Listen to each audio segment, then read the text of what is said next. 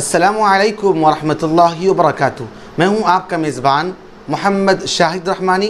आज मुर्खा 19 जुलाई है। पेश है दूरबीन की ताज़ा तरीन पेशकश। आज दूरबीन के अहम मौज़ूआत हैं।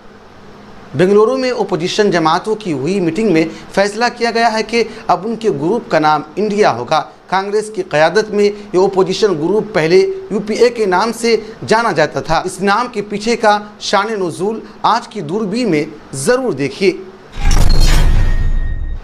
लोकसभा इंतखाबात 2024 के पेश नज़र तैयार हो रहे ओपोजिशन महाज इंडिया की मीटिंग कामयाबी के साथ इख्तिताम पजीर हो चुकी है। मीटिंग की तफसीलात ज़रूर देखिए।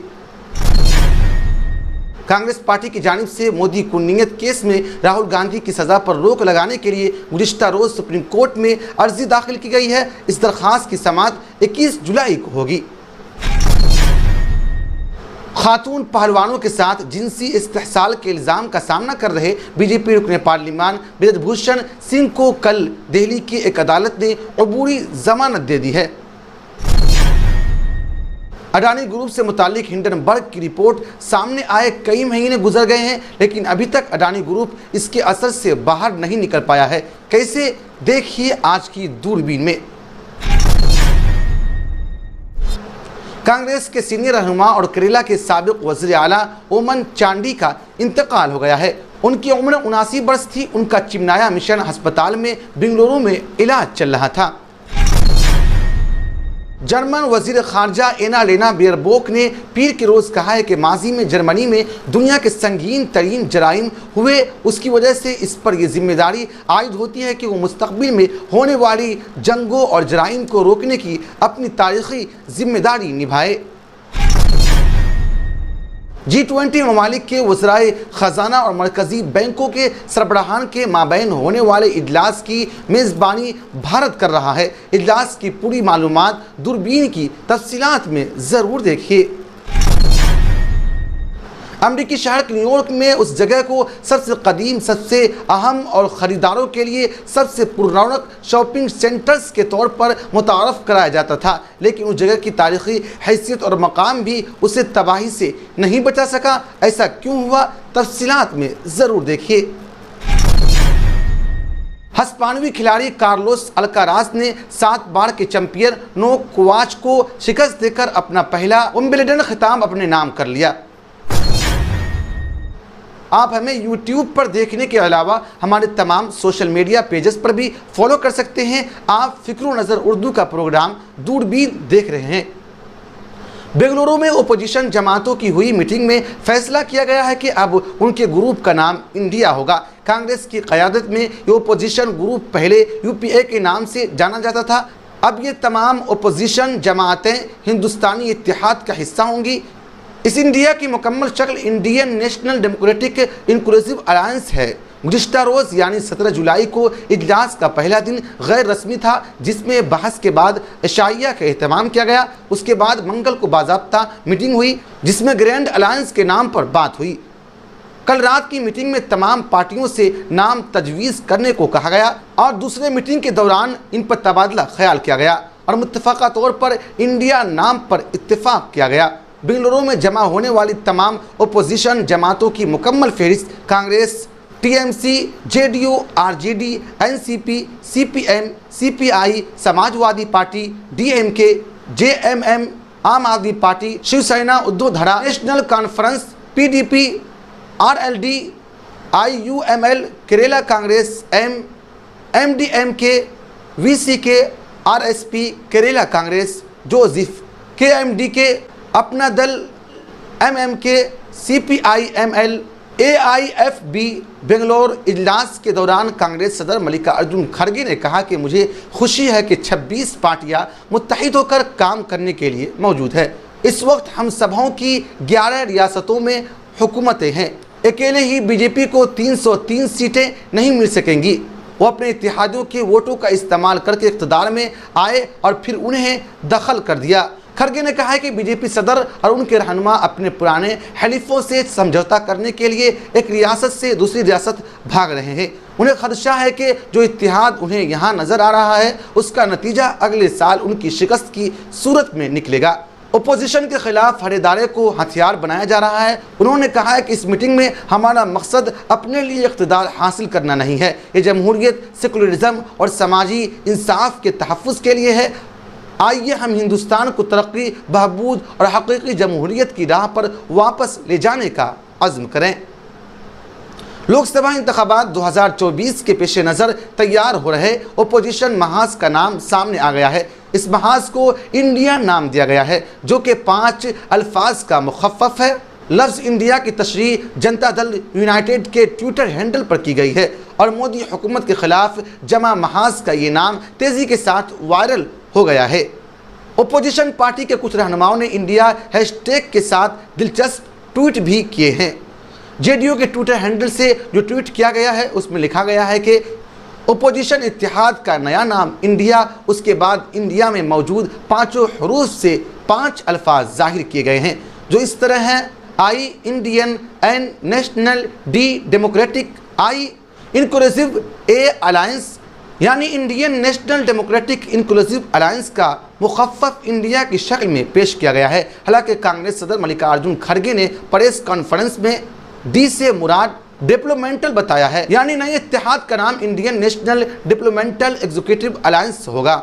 कुछ मीडिया रिपोर्ट्स में बताया जा रहा है कि ये नाम कांग्रेस रहनुमा राहुल गांधी के जरिए पेश किया गया, जिसे लोगों ने बहुत पसंद किया। जनता दल यू के मज़कूरा बाला टूट से कबल कांग्रेस लीडर मणिकम टेगोर और तृणमूल कांग्रेस रहनुमा जैसे सरकर्दा लीडरान ने भी अपने ट्विटर हैंडल से इशारा दिया है कि ओपोजिशन इत्तेहाद का नाम इंडिया हो सकता है। मणिकम टेगोर ने ट्वीट में लिखा, जीतेगा इंडिया। इसी तरह डेरेक ओब्रायन ने लिखा कि चक दे इंडिया। काबिल जिक्र बात यह है कि सोशल मीडिया प्लेटफॉर्म पर ट्विटर पर हैशटैग इंडिया तेज़ी के साथ ट्रेंड कर रहा है और कुछ लोग आम इंतखाबात 2024 को इंडिया बनाम एनडीए करार दे रहे हैं।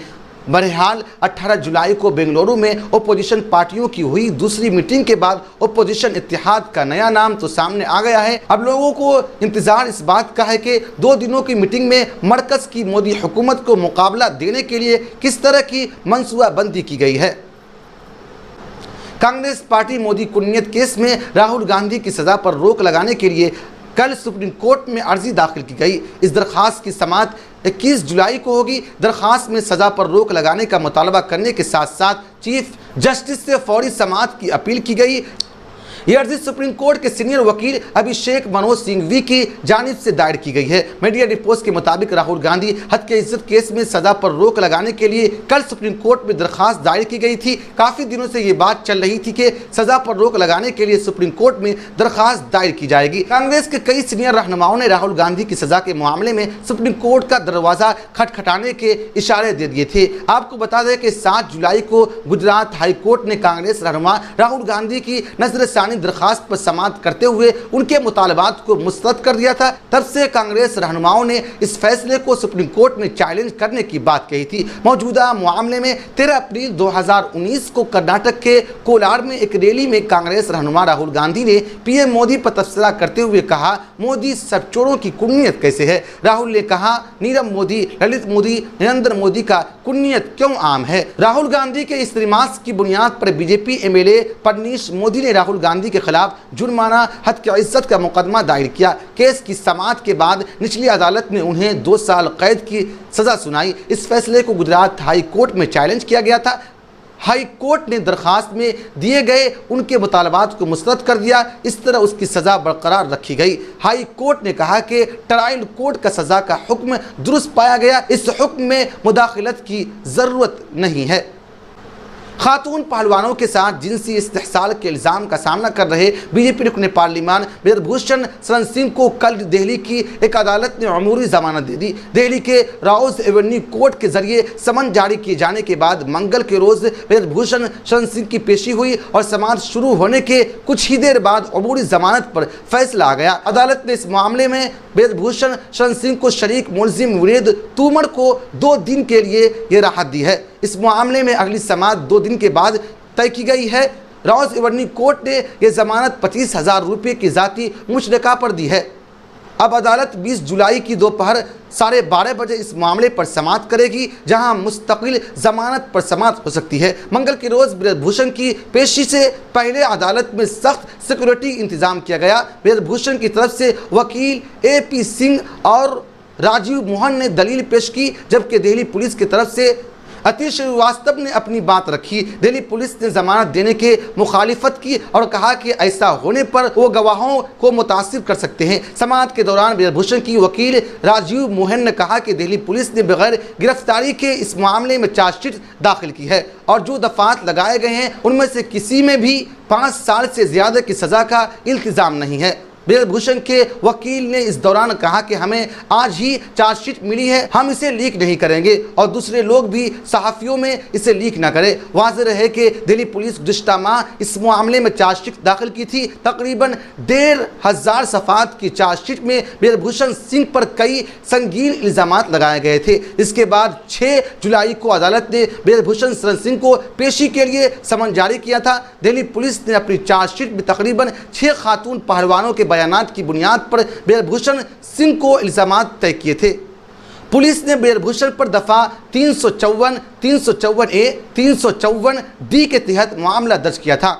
अलावा अजीज शरीक मुलजिम विनोद तोमर के खिलाफ ताज़ीरात हिंद की दफ़ा 109, 354, 354A, 506 के तहत इल्ज़ामात लगाए गए हैं।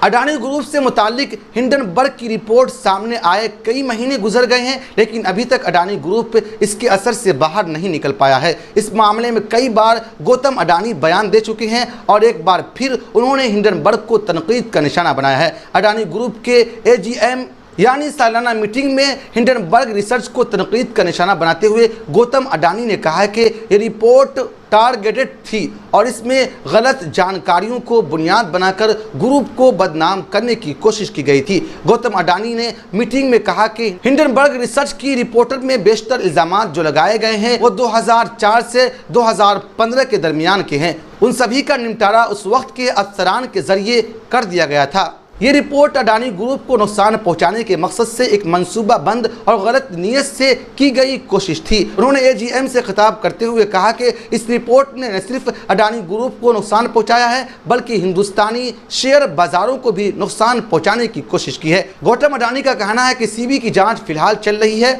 और दूसरी तरफ सुप्रीम कोर्ट की जानिब से बनाई गई कमेटी को भी कोई सबूत ऐसा नहीं मिला है कि जिससे साबित किया जा सके कि अडानी ग्रुप ने कोई गलत काम किया हो या हिंडनबर्ग रिसर्च के रिपोर्ट में लगाए गए इल्ज़ामात सच हों।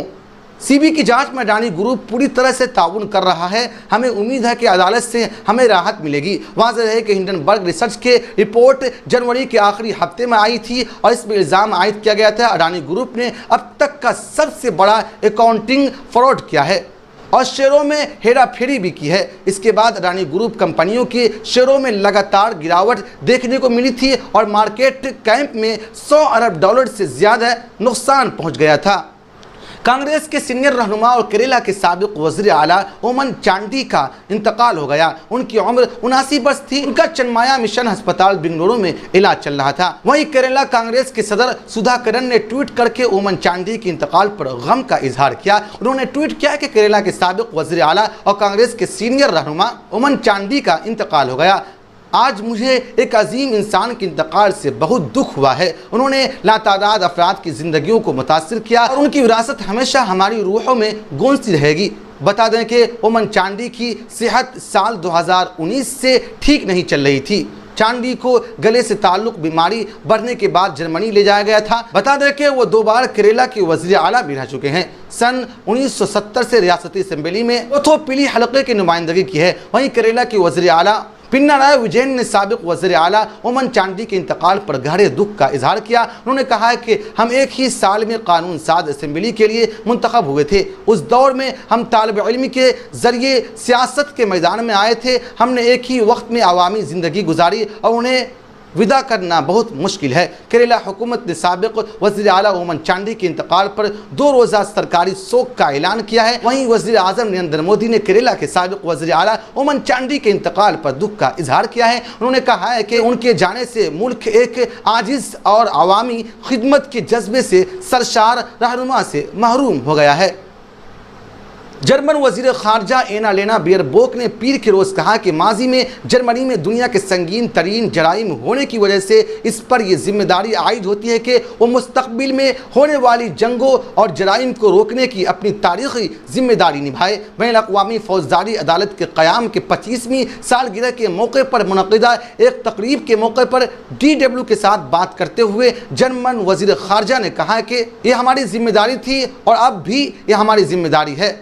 हम बैनुल-अक़वामी कानून को मजबूत करेंगे ताकि मुस्तकबिल में जंगों, नस्ल कुशी, इंसानियत के खिलाफ जराइम को रोका जा सके। जर्मन वज़ीर ख़ारजा ने एतराफ़ किया है कि ICC के ज़रिए एहतसाब के अमल में कुछ कमियाँ और दुश्वारियाँ भी है।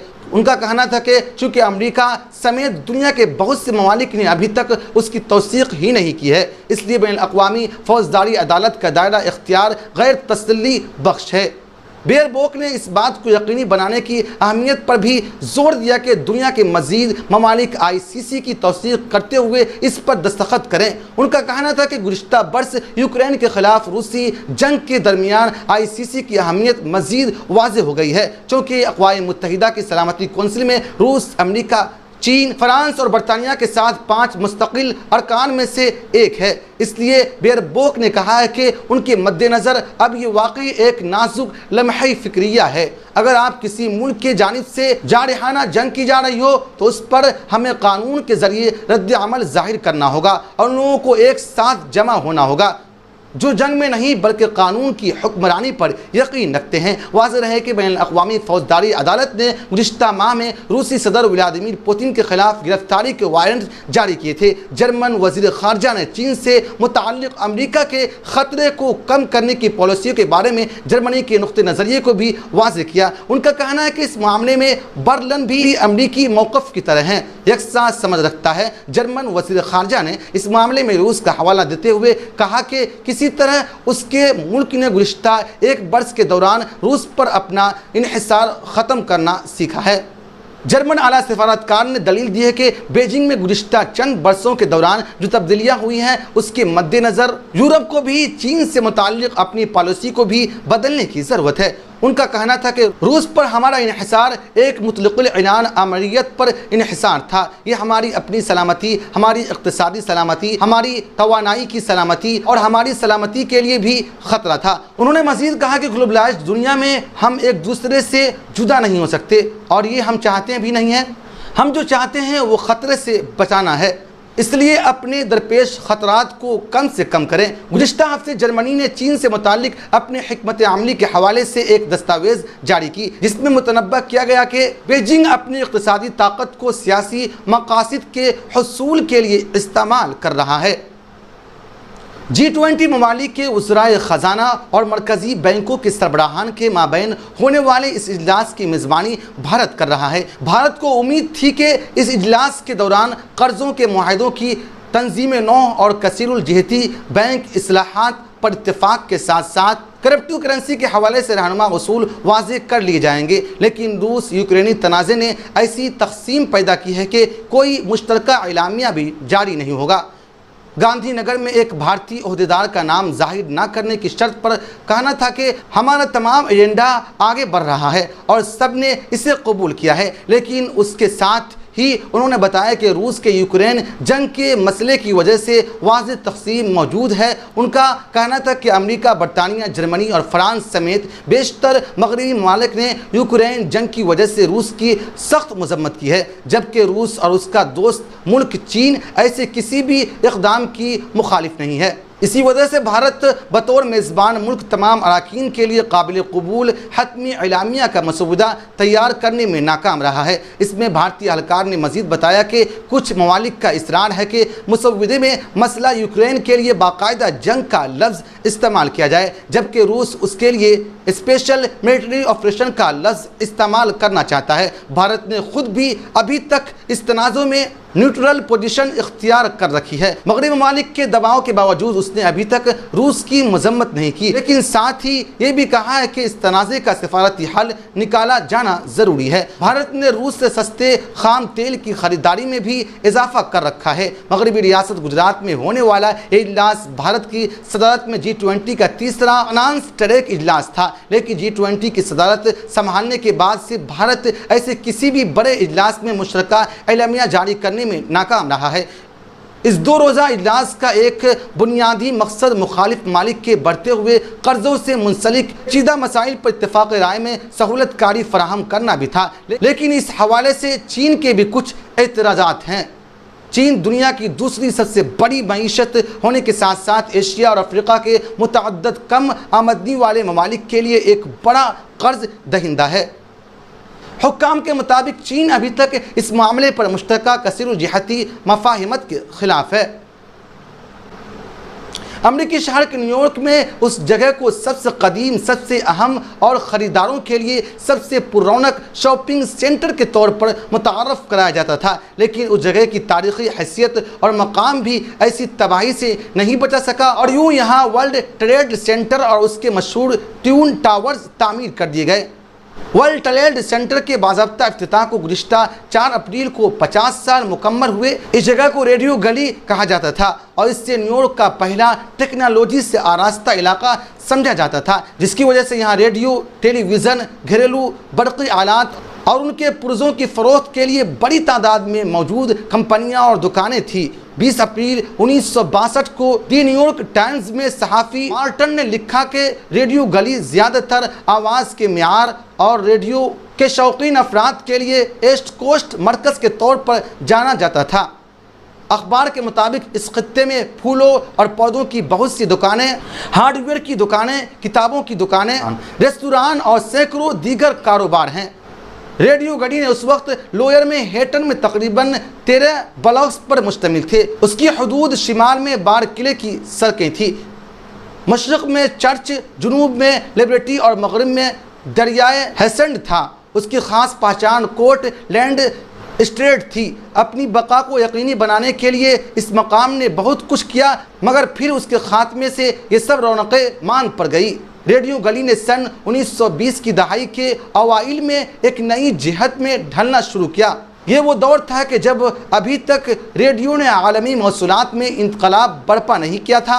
सन 1921 में हैरी शेनिक नामी ताजिर ने सिटी रेडियो खोला, जो कोर्टलैंड स्टेट पर कायम होने वाला ये पहला ख़ास मकाम था। हैरी शेनिक के बेटे पेल शैनिक ने 2014 में रेडियो डाइडिस पॉडकास्ट में बताया कि तब रेडियो नया था, ज़्यादातर लोगों को उससे डराया जाता था। उसके मुताबिक ये ख्याल के मालूमात हुआ कि उसके ज़रिए और ईथर के ज़रिए आएगी। ऐसी चीज़ थी जो काले जादू के करीब तर ही समझी जाती थी। उसके बाद से इसी तरह की दर्जनों दुकानों ने अपने इलाके में अपने ऐसे कारोबार शुरू किए जिससे रेडियो गली बदल कर रख दी। रेडियो गली की उन दुकानों पर तकरीबन 30,000 अफराद काम करते थे। छोटे ताजिरों ने शिकायत की कि नए तरक्की के लिए मुंतखब करदा इलाका एक कामयाब तिजारती इलाका है। यकीनी तौर पर वहाँ इमारतें नाक़िस हालत में हैं, लेकिन बहुत सी इमारतों की तज़ीन व आराइश ख़ुद ताजिरों ने की थी। उन्होंने मज़ीद कहा कि अगरचे वो एक अवामी इदारे यानी रिपोर्ट अथॉरिटी के एक प्रोजेक्ट के ज़रिए बेघर हुए थे, लेकिन उस कब्ज़े से फ़ायदा उठाने वाली बड़ी निजी कंपनियां होंगी जो मुस्तक़बिल में इस इलाके में काम करने आएंगी। अमली तौर पर अदालत ने WTC की तामीर में हाइल कानूनी रुकावटों को दूर कर दिया और उसके नतीजे में न्यूयॉर्क की तारीख़ी रेडियो गली का ख़ात्मा हो गया। वाज़ेह है कि 11 सितंबर 2021 में अलकायदा दहशतगर्दों के हमलों में तबाह होने वाले वर्ल्ड ट्रेड सेंटर और ट्विन टावर्स को तकरीबन एक दहाई बाद बाज़ाब्ता तौर पर आवाम के लिए दोबारा खोल दिया गया। हस्पानवी खिलाड़ी कार्लोस अल्काराज ने 7 बार के चैंपियन नोवाक जोकोविच को शिकस्त देकर अपना पहला विंबलडन खिताब अपने नाम कर लिया। मुसलसल चौथी मरतबा विंबलडन खिताब जीतने का जोकोविच का ख्वाब भी चकनाचूर हो गया। सन 2002 के विंबलडन के बाद पहला मौका है जब रोजर फेडरर, नोवाक जोकोविच, राफी नडाल या एंडी मरे के सिवा किसी और खिलाड़ी ने यह खिताब अपने नाम किया है। वरना 20 साल तक खिताब उन्हें 4 खिलाड़ियों में से किसी एक के नाम रहा था। तकरीबन 5 घंटे तक जारी रहने वाले इस शानदार मुकाबले के इख्तिताम पर अल्काराज ने कहा, यह मेरे लिए एक ख्वाब के सच होने के जैसा है। जीतना बहरहाल अच्छा होता है, लेकिन अगर मैं आज हार जाता फिर भी मुझे अपने आप पर फ़ख्र होता। अल्काराज ने जोकोविच को खिराज तहसीन पेश करते हुए कहा, मैंने आपको देखते हुए टेनिस खेलना शुरू किया। जब मैं पैदा हुआ आप इससे पहले से टूर्नामेंट जीत रहे थे। यह हैरान कुन है। विंबलडन के इस नतीजे ने मर्दों के टेनिस में मुमकिन तब्दीली का इशारा कर दिया है।